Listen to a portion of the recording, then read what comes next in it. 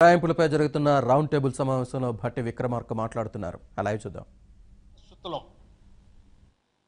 శాశ్వతంగా ఉండాల్సినటువంటి ప్రతిపక్షం, శాశ్వతంగా ఉండాల్సిన ప్రజాస్వామ్యం, శాశ్వతంగా ఈ రాష్ట్రానికి సంబంధించిన నిధులు, ఈ రాష్ట్ర అభివృద్ధి కోసం వాడాల్సిన నిధులు అన్నీ కూడా అశాశ్వతంగా ఈ రాష్ట్రంలో మారిపోయేటువంటి ప్రమాదం ఉంది.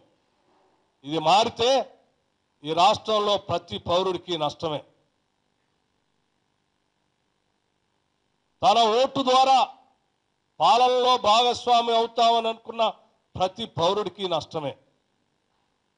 అటువంటి నష్టానికి గురి కాకుండా ఉండటం కోసం రాష్ట్రం యావత్తు కదలాల్సినటువంటి అవసరం ఉందని నేను భావిస్తా ఉన్నాను. ఎల్ఓపిగా ప్రజల పక్షాన ఈ రాష్ట్రంలో జరుగుతున్నటువంటి అవినీతిని, ఆ అవినీతి ద్వారా ఈ రాష్ట్ర ముఖ్యమంత్రి ప్రజాస్వామ్యాన్ని ఏ రకంగా కూని చేస్తున్నారు అనేటువంటి విషయాల్ని మీడియా మిత్రుల ద్వారా ఈ రాష్ట్ర ప్రజాస్వామ్యవాదులుగా ఉన్నటువంటి అనేక రాజకీయ పార్టీల నాయకులు, అధ్యక్షుల ద్వారా, ఆ పార్టీ యంత్రాంగం ద్వారా ప్రజానీకానికి తెలియజెప్పాలనేటువంటి ఆలోచనతోనే ఈ రౌండ్ టేబుల్ కాన్ఫరెన్స్ను ఏర్పాటు చేశాం. ఈ రౌండ్ టేబుల్ కాన్ఫరెన్స్లో ప్రజాస్వామ్యాన్ని కాపాడాలని, రాజ్యాంగ సంక్షోభం నుంచి రాష్ట్రాన్ని కాపాడుకోవాలని ఆలోచన చేసేటువంటి వాళ్ళందరికీ కూడా నా హృదయపూర్వకమైనటువంటి ఆహ్వానం ఈ వేదిక ద్వారా నేను పలుకుతా ఉన్నాను.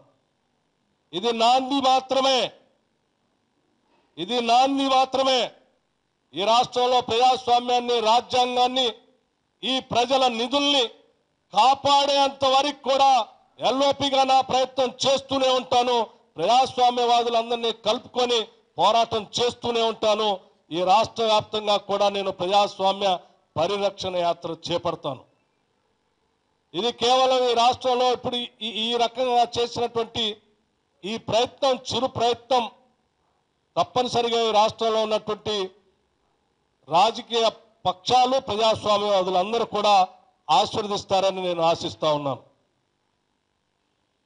దీని ద్వారా రేపొద్దున అన్ని జిల్లాల్లో కూడా ఇదే రకమైనటువంటి కార్యక్రమాన్ని ఆల్ పార్టీ సంబంధించినటువంటి ప్రజాస్వామ్యతంగా రాజకీయ పార్టీలు ఉండాలి. వారి వారి భావజాలాల్ని, సిద్ధాంతాల్ని రాష్ట్రంలో స్వేచ్ఛగా, స్వతంత్రంగా ప్రజానికానికి చెప్పాలి.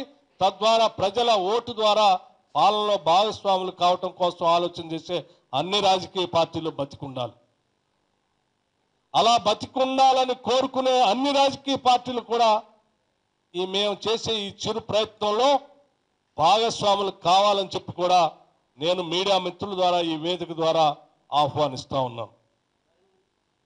తద్వారా ఏ పోరాటంతో, ఏ త్యాగాలతో అయితే రాష్ట్రాన్ని తెచ్చుకున్నామో ఆ పోరాట యోధులు, ఆ త్యాగాలు చేసిన అమరవీరుల లక్ష్యాలు నెరవేర్చాలి అంటే ఇక్కడ ప్రజాస్వామ్యం బతికుండాలి.